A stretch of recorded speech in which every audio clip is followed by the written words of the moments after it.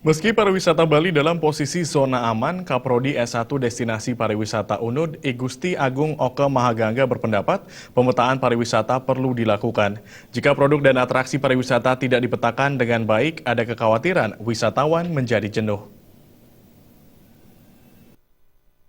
S1 Destinasi Pariwisata UNUD I Gusti Agung Oke Mahagangga memaparkan pariwisata Bali yang berada dalam posisi aman karena low season dan high season terlihat dengan mudah.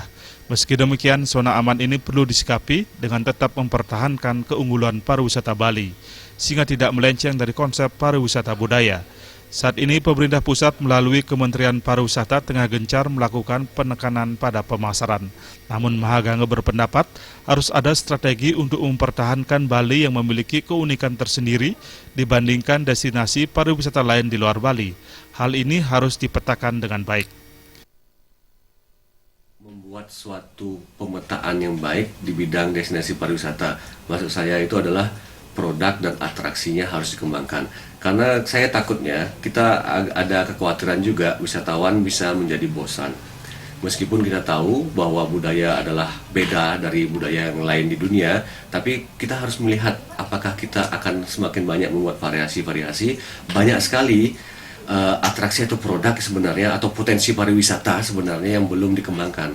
Saya memberikan contoh misalnya yang menjadi sasaran penelitian dari fakultas kami misalnya dari program studi destinasi pariwisata Universitas Udayana saat ini tentang DAS misalnya.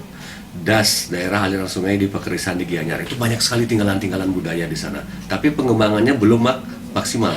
Nah, dalam artian kalau kita lihat Kabupaten Gianyar saja yang Ubudnya sudah sangat maju, tapi ternyata selain Ubud itu pariwisatanya masih belum maksimal. Selain itu, hal yang patut mendapat perhatian adalah bergesernya tipologi dan asal wisatawan yang berkunjung ke Bali. Tren wisatawan sebelum bom Bali telah mengalami perubahan dengan berkurang kualitas wisatawan, sehingga berpengaruh pada length of stay yang saat ini rata-rata hanya mencapai 3-4 hari. Purnama, Bali TV.